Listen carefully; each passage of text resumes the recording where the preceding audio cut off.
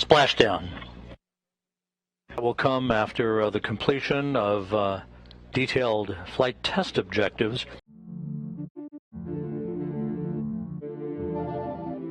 Em 1º de junho de 2020, a NASA fez sua primeira postagem no blog da Artemis, intitulada Olá Mundo, uma nota curta, até meio que despretensiosa, mas com uma promessa magnífica.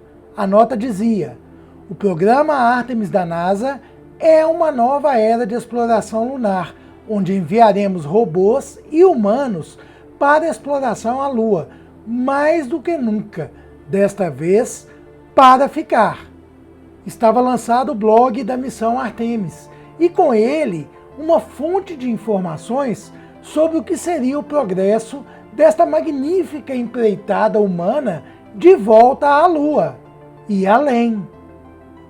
Mas por que Artemis? Bom, o primeiro conjunto de missões que foi à Lua recebeu o nome de Apolo, deus grego conhecido como o Sol.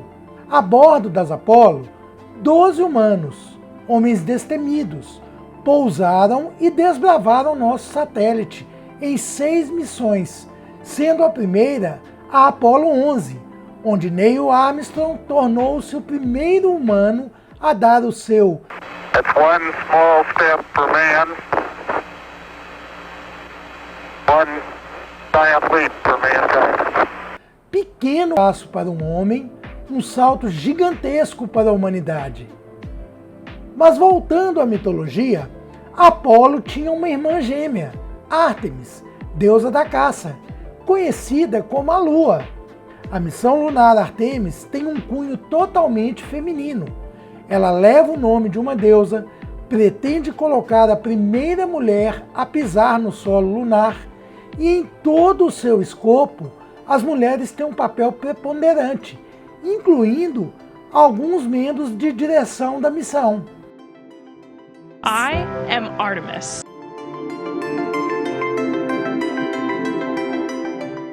Para levar ao espaço a missão Artemis, a NASA construiu o foguete mais poderoso e mais potente do mundo, o Space Launch System, ou simplesmente SLS, com 98 metros de altura e equipado com os famosos motores RS-25, os mesmos usados nos ônibus espaciais americanos, e por isso a semelhança entre os dois conjuntos montados.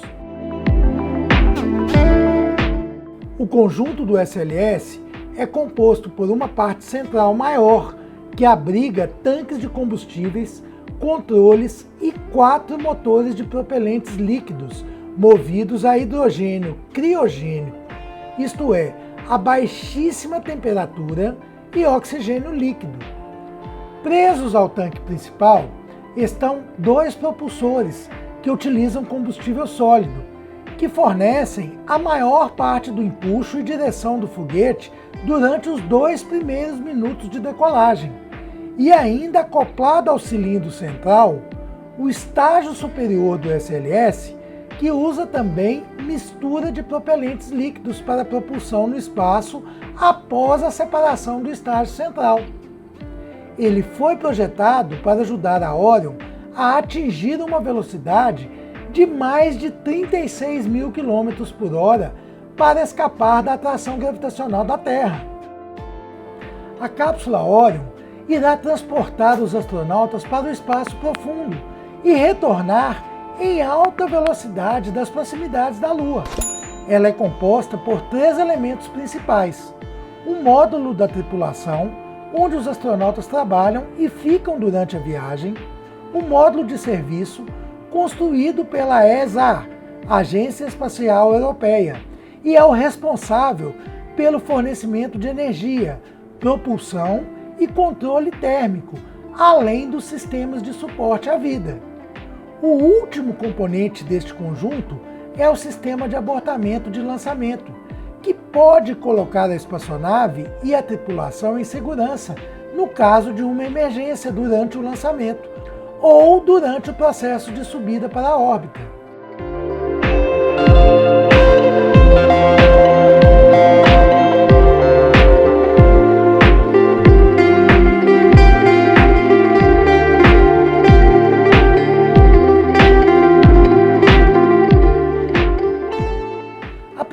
missão desta empreitada rumo à Lua, a Artemis 1, não leva humanos a bordo e tem o objetivo de testar exaustivamente o novo equipamento, desde o foguete de lançamento, SLS, todos os sistemas da cápsula Orion, do módulo de serviço, as comunicações, os sistemas elétricos, até o teste crucial da eficiência do escudo térmico, que será feito durante a reentrada da cápsula na atmosfera. As equipes em terra também testarão suas capacidades e habilidades de monitoramento, operações e resgate da cápsula quando ela cair no oceano. Ou seja, é uma missão de ensaio para os próximos segmentos da Artemis. Aqui temos um ensaio geral, senhores, e daqui partirão os ajustes para as futuras missões. Durante meses, a NASA, a ESA e as empresas parceiras e empreiteiras, entre elas a Lockheed Martin, a Aerotop Rocketdyne, Northrop Grumman e várias outras, trabalharam arduamente na construção dos equipamentos que levariam o homem de volta à Lua, 50 anos depois da missão Apollo 17. E muitos testes foram executados, nem todos bem-sucedidos. Muitas vezes foi necessário voltar à prancheta de desenho e novamente testar. Testar e testar. Até que em 17 de março de 2022, a Artemis 1 ganha forma e se torna mais real do que nunca. O conjunto SLS mais cápsula Orion estava empilhado, pronto para os testes finais dentro do VAB, sigla em inglês para Edifício de Montagem de Veículos, no Kennedy Space Center, na Flórida. Nos dias que se seguiram, o gigantesco foguete SLS, com a cápsula Orion em seu topo, foram posicionados em cima do icônico veículo Crawler, uma espécie de trator de esteiras capaz de transportar a colossal estrutura e que também foi usado durante as missões Apollo. O objetivo era rolar o conjunto da missão Artemis 1 ao pad de lançamento 39B, o mesmo de onde foram lançadas as Apollos. No pad, seriam executados os primeiros testes críticos de ensaio geral, que inclui, entre outros procedimentos, abastecimento de todos os propulsores, testes realizados, problemas relatados, retorno do conjunto da Artemis 1 SLS cápsula Orion para o VAB, ajustes e mais ajustes. Após um novo árduo trabalho de revisão e substituição dos componentes que apresentaram mau funcionamento e testes intensos no interior do VAB, o foguete retorna para o pad.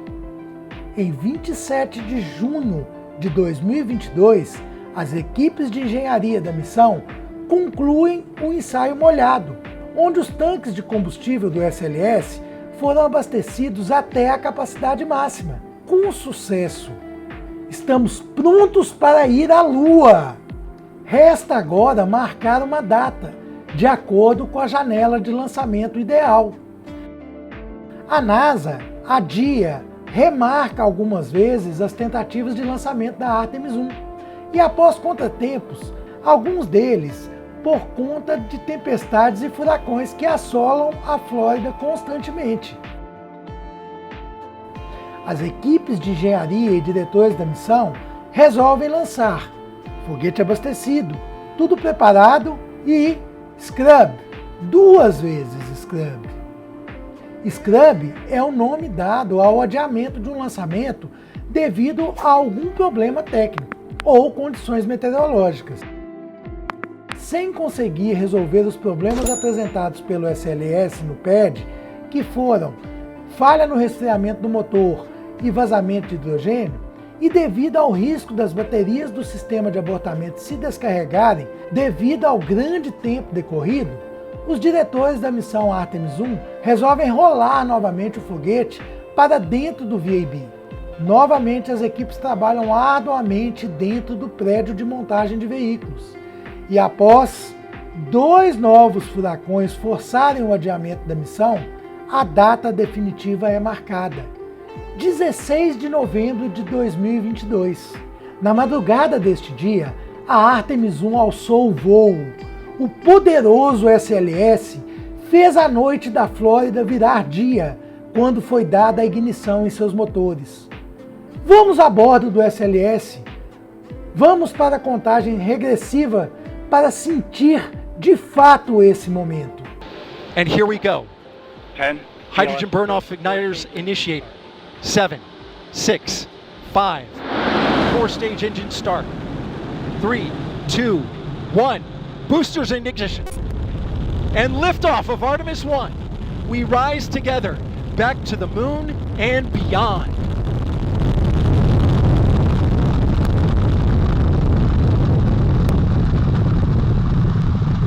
All 4 RS-25 engines on the core stage. Sucesso total no lançamento. Temos aí a separação do primeiro estágio do SLS. Ficam agora o estágio superior com a cápsula Orion no espaço. Neste momento, o sistema de abortamento de lançamento também é abandonado.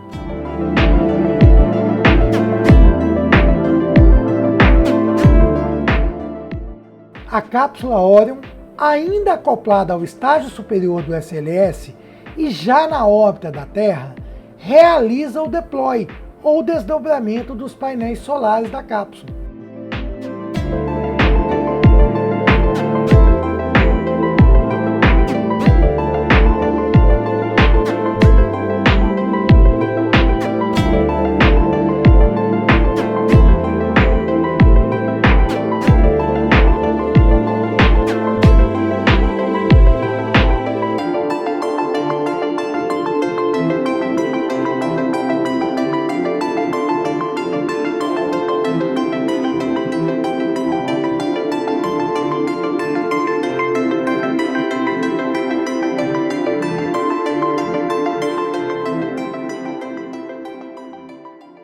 O conjunto inteiro faz uma órbita completa em torno da Terra, momento oportuno para imagens de tirar o fôlego, as primeiras imagens da missão Artemis no espaço.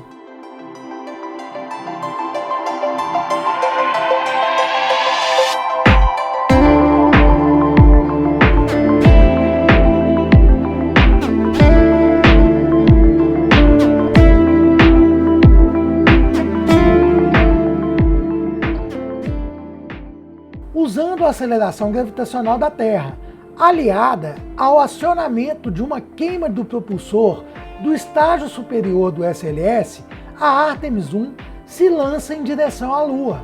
Queima é um termo usado em astronáutica para indicar o acionamento dos motores.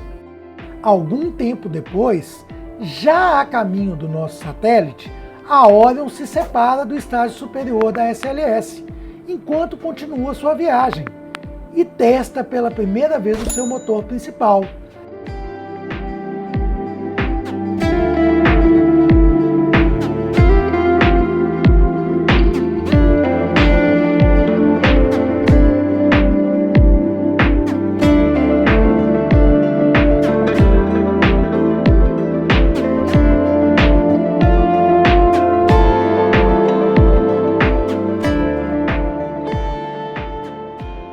No segundo dia da missão, programada para durar 25 dias e meio, mais uma queima usando os motores principais da espaçonave Orion colocam o conjunto rumo a seu destino final, definitivamente.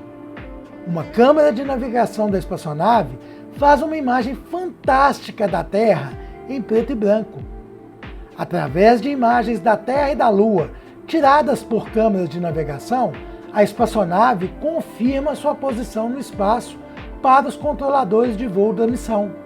O sistema de navegação da Orion funciona magnificamente. Queimas nos motores auxiliares são executadas ao longo da viagem, com o objetivo de ajustar o curso da espaçonave. No terceiro dia da viagem, a Orion está a mais da metade do caminho para a Lua. Os controladores de voo usam as câmeras presas nas pontas dos painéis solares, bem como outras câmeras externas, para avaliar as condições da espaçonave, o sistema de proteção térmica do módulo da tripulação e o módulo de serviço.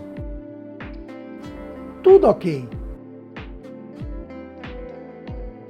A espaçonave, ao longo do percurso, vai ajustando o ângulo dos painéis solares para posicioná-los em melhores condições para a geração de energia. No quinto dia da missão, a Orion entra na esfera de influência gravitacional da Lua. Estamos chegando! O sistema de inteligência artificial Callisto é ativado. Vou explicar sobre este magnífico mecanismo de auxílio aos futuros astronautas mais adiante. No sexto dia de voo, a Orion chega à Lua e uma queima no motor principal da espaçonave a posiciona para o primeiro sobrevoo próximo ao nosso satélite. Ela chega a apenas 130 km de distância da superfície lunar e rendeu magníficas imagens da superfície, sobretudo do lado oculto.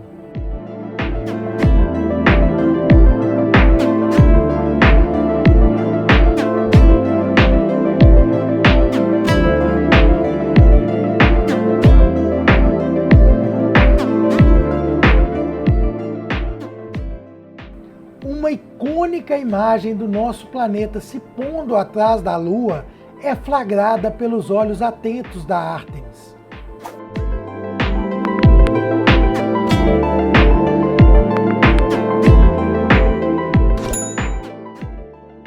No sétimo dia da missão, a Orion, na sombra da Lua, observa nosso planeta surgir atrás dela. Uma visão espetacular. Ali, naquele pequeno ponto azul, estamos todos nós humanos. Todos os humanos que existem hoje estão concentrados ali. Aquela é a nossa espaçonave rumo ao cosmos. No oitavo dia de voo, um susto. Uma perda inesperada de sinal deixou a Orion sem comunicação por 47 longos minutos. O controle de voo de Houston não ouvia e não enxergava a espaçonave. Mas, ufa, foi apenas um susto. Restabelecido o sinal, os engenheiros estudaram as possíveis causas das falhas e nenhum prejuízo para a missão ocorreu. Seguimos rumo à órbita final da espaçonave ao redor da Lua. Atingimos o 10º dia de voo. A Orion agora usa a gravidade lunar aliada a uma nova queima do motor principal para entrar em sua órbita estável, chamada órbita retrógrada distante, onde a espaçonave descreveu uma órbita elíptica, em um movimento de sentido contrário ao que a Lua orbita a Terra, daí o nome retrógrada, e distante porque a espaçonave chega a incríveis 68 mil quilômetros de distância da Lua, a maior distância já atingida por um veículo espacial projetado para carregar astronautas a bordo, quebrando um recorde que era da missão Apollo 13. Isto acontece no 11º dia da missão.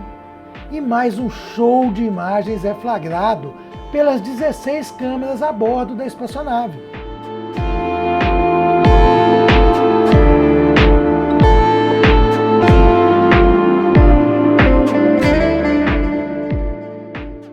Décimo terceiro dia da missão e a Orion atinge a maior distância da Terra, mais de 432 mil quilômetros, e de lá, da vastidão do espaço, ela flagra o planeta Terra e a Lua juntos em uma imagem emocionante. No 14º dia da missão, com tudo correndo em perfeito estado de funcionamento, os engenheiros de voo decidem adicionar testes novos, não planejados. A Artemis 1 é um verdadeiro sucesso até aqui. A Artemis abandona agora a órbita retrógrada distante no 16º dia de voo e se prepara para um novo sobrevoo à Lua. No 18º dia de voo, a Orion reentra na esfera de influência lunar. E agora, finalmente, chegamos ao 20º dia da missão. A espaçonave faz mais uma aproximação de nosso satélite e um novo sobrevoo, desta vez ainda mais próximo. Incríveis 129 quilômetros de altitude do solo lunar. E mais imagens fantásticas são produzidas neste momento ímpar.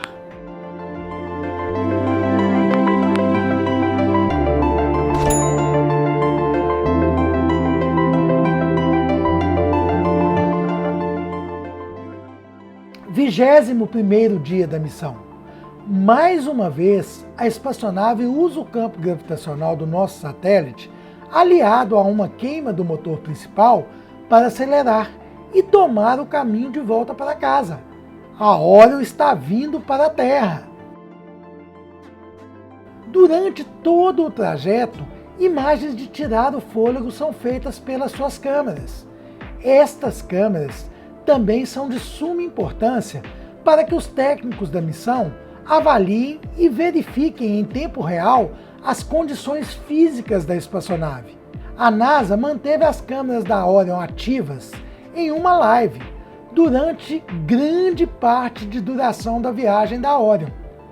Isto é fantástico e nunca tinha acontecido. Para nós entusiastas, um grande presente. Várias queimas dos motores auxiliares são realizadas ao longo da viagem para manter a espaçonave corretamente em seu curso.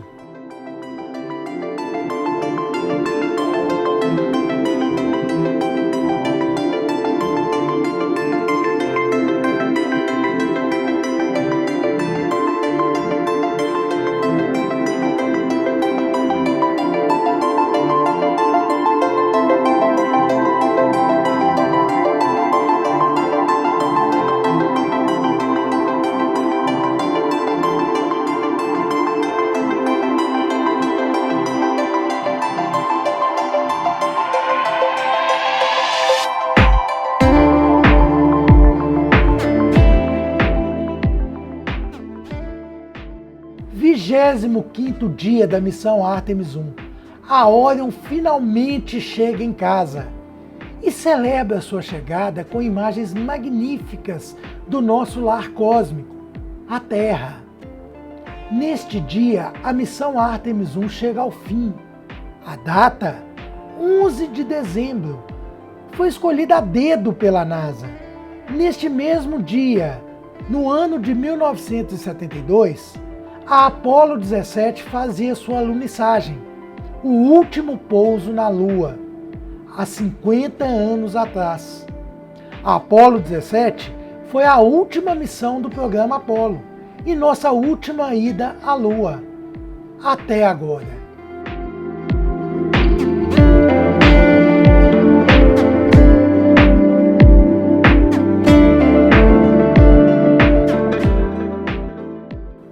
É chegado um dos momentos mais tensos, a reentrada da cápsula na atmosfera e o splashdown, que é a queda da cápsula no oceano. Em terra, as equipes de resgate da cápsula fazem exaustivos ensaios e preparativos para que nada dê errado. Agora nada pode falhar. Em breve a cápsula da missão Artemis 1 estará a bordo do porta-aviões da Marinha dos Estados Unidos, o USS Portland. A cápsula se separa do módulo de serviço. Este módulo de serviço também entrará na atmosfera, mas será totalmente consumido na queda. Agora a cápsula Orion, o local onde os astronautas das futuras missões estarão, fará a reentrada na atmosfera e, protegida pelo escudo térmico localizado na base da espaçonave, cairá em segurança no oceano. Veja que show de imagens! Vamos começar a descida, e esta imagem que você vê agora é uma câmera no interior da espaçonave, que mostra o ponto de vista dos astronautas, observando pela escotilha superior da cápsula. Fantástico, não é mesmo?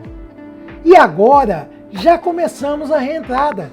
Veja no canto esquerdo da tela o começo da pluma de plasma se formando. Vou explicar para que você entenda melhor este momento. Quando a espaçonave entra na atmosfera, a alta velocidade faz com que os gases ao redor dela se aqueçam muito, tão violentamente que se transformam em plasma ao seu redor. Neste momento temos um blackout de comunicações, porque as ondas de rádio são bloqueadas e não conseguem ultrapassar o plasma. No caso desta missão, a descida usa uma técnica chamada salto de entrada, onde a espaçonave mergulha na parte superior da atmosfera e, usando a própria atmosfera junto com a elevação da cápsula, pula de volta para fora, no espaço, e em seguida reentra para a descida final. Essa técnica permite que a espaçonave caia com precisão no local de pouso selecionado.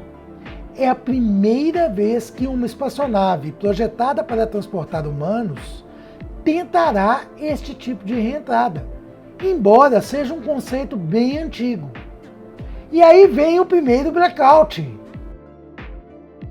Retornando com mais imagens magníficas, veja a Terra e as nuvens pela escotilha. A Orion está novamente fora da atmosfera, mas já vamos mergulhar novamente. E blackout.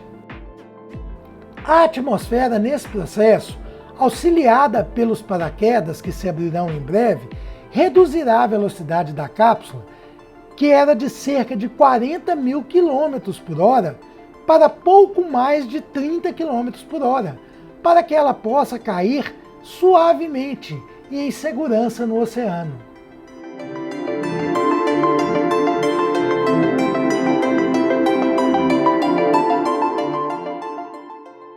Acabamos de sair do segundo blackout de comunicações.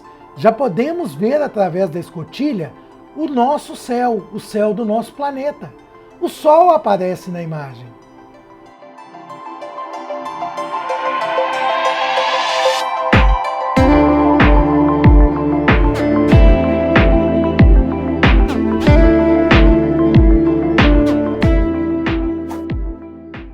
E agora se abrem aí os primeiros paraquedas auxiliares.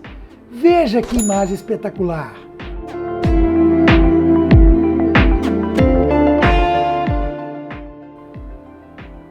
As equipes de resgate já se posicionam para entrar em ação. Lanchas da Marinha Americana e helicópteros buscam já o contato visual com a cápsula Orion. Novamente a bordo da Orion, vemos os paraquedas auxiliares serem descartados. E agora vem o conjunto dos 3 paraquedas principais se abrindo.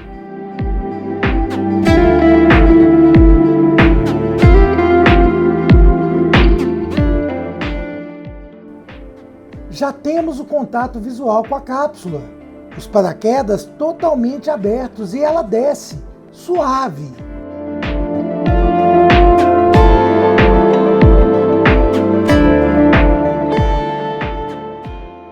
Splashdown! Toca o oceano!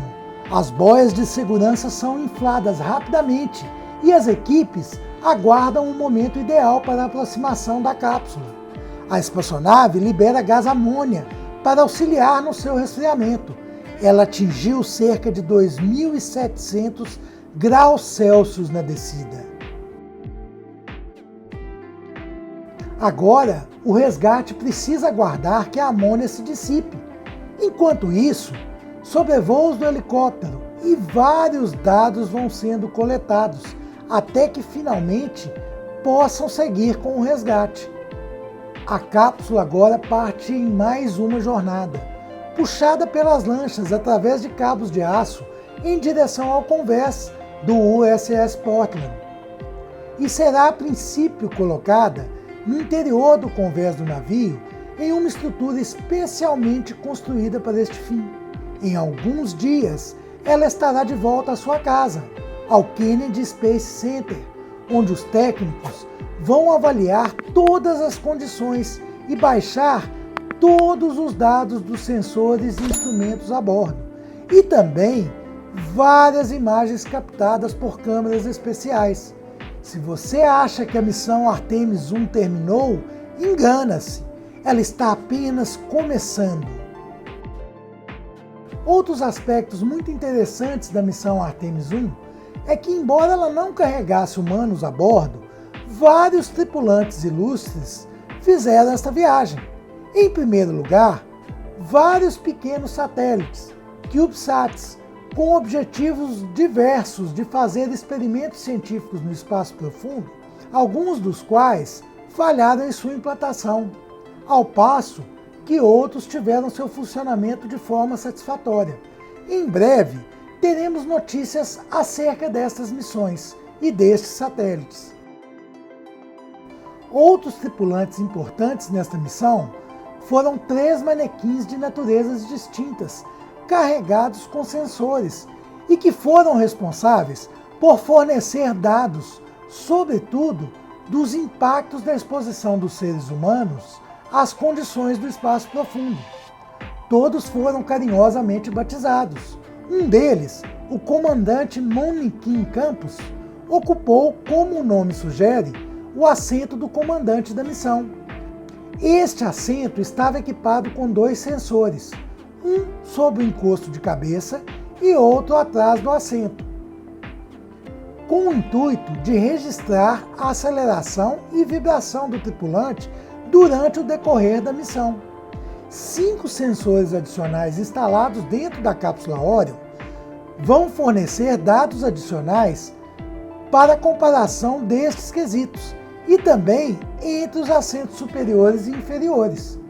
O comandante usou o traje espacial que os futuros astronautas da Artemis usarão durante o lançamento, entrada e outras fases dinâmicas das futuras missões. Ele também estava equipado com 2 sensores especiais para medição de radiação. Outros 2 manequins tripulantes da Orion, Helga e Zohar, foram fabricados com materiais que imitam ossos humanos, tecidos moles e órgãos de uma mulher adulta.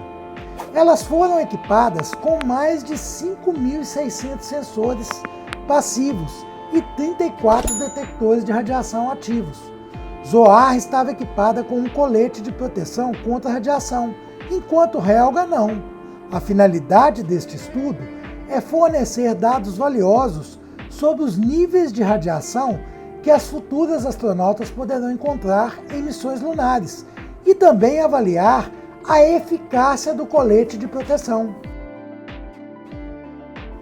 Parece muito, mas ainda tivemos mais a bordo da missão Artemis 1. A Orion carrega vários instrumentos especiais, além dos já citados, para um estudo mais abrangente sobre o ambiente de radiação do espaço profundo que estará presente em missões à Lua e além. A espaçonave carregou 4 importantes experimentos de investigação biológica. Estes experimentos analisaram o impacto da radiação do espaço profundo no valor nutricional das sementes, reparo de DNA de fungos, adaptação de levedura e expressão gênica de algas durante a jornada ao redor da Lua. Eles ocorreram dentro de um container armazenado no módulo da tripulação da Orion e serão devolvidos em breve aos pesquisadores para análises pós-voo. O objetivo dessas investigações é estudar os efeitos do ambiente do espaço profundo, incluindo a radiação espacial, em sistemas biológicos, o que poderia ajudar a proteger melhor os humanos desta radiação. Para fechar a lista de itens a bordo da cápsula Orion, a NASA trouxe à vida o HAL 9000, do fantástico filme 2001 Odisseia no Espaço. quem assistiu sabe do que estou falando. Um sistema de inteligência artificial que era capaz de controlar totalmente a espaçonave Discovery e assumir a missão em caso de prioridades pré-estabelecidas, indo inclusive contra a vontade humana. A NASA não chegou tão longe, mas começou a trazer a ficção para a realidade, ao implantar um sistema de inteligência artificial acionado por voz, que vai auxiliar os astronautas durante as futuras missões. Essa maravilha chama-se Callisto, uma demonstração de tecnologia desenvolvida em conjunto pela Lockheed Martin em parceria com a Amazon e a Cisco. Callisto é um assistente digital Alexa, em adição à colaboração da videoconferência Webex, e foi testado neste voo da Orion ao espaço profundo. Com o nome de uma deusa grega mitológica, que era uma das assistentes de caça de Ártemis, Callisto pretende mostrar como a tecnologia comercial pode ajudar futuros astronautas em missões ao espaço profundo. A carga útil demonstrará como os astronautas e controladores de voo podem usar a tecnologia de interface homem-máquina para tornar seus trabalhos mais simples, seguros e eficientes, e avançar na exploração humana do espaço profundo. Ela fica localizada no console central da Orion e inclui um tablet que testou durante a missão Artemis 1 o software de videoconferência Webex by Cisco, que transmitiu vídeo e áudio do centro de controle da missão no Johnson, e hardware e software personalizados pela Lockheed Martin e Amazon, que testou a Alexa, assistente virtual baseada em voz da Amazon, para responder ao áudio transmitido. Assim, a missão Artemis alcança um novo patamar. Todos os dados dos sensores, câmeras e experimentos vão ser amplamente avaliados e, embora a princípio a missão foi um verdadeiro sucesso, os técnicos vão fazer correções, corrigir possíveis problemas pontuais apresentados para que nas próximas missões transcorram com a máxima segurança para os astronautas e eficiência nos equipamentos. E, logo, estaremos prontos para o lançamento da missão Artemis II, o que se espera para o final de 2024, quando 4 astronautas ocuparão a cápsula Orion e irão até a Lua, farão uma inserção na órbita retrógrada distante em torno do satélite e retornarão ao nosso planeta a salvo. Mal posso esperar por isso. E você? Estamos de volta à Lua, desta vez para ficar. Se você gosta e quer aprender astronomia, vou deixar aqui na descrição deste vídeo o link para um curso bem bacana e com preço que certamente cabe no seu bolso. Dá uma olhadinha lá no link sem compromisso. Outro detalhe aqui que eu queria falar para vocês, se você quer comprar o seu telescópio, dá uma passadinha lá na loja da Celestron Brasil e usando o nosso cupom de parceiro da Celestron, o Nerd aos 50, você tem 12% de desconto em qualquer equipamento da linha da Celestron que está sendo vendido no site. Comprando lá na Celestron também, você ajuda o nosso canal a crescer. E você que é espaçonauta de carteirinha, curte nosso trabalho, não esqueça de deixar o seu like para este vídeo. Se puder e quiser dar uma força para a gente, compartilhe este conteúdo para um amigo que também gosta de astronomia. Isso ajuda muito, pois a plataforma entende que este conteúdo é de relevância e vai entregá-lo a mais pessoas, promovendo assim o crescimento do nosso canal. Valeu a força, um grande abraço e até o nosso próximo vídeo.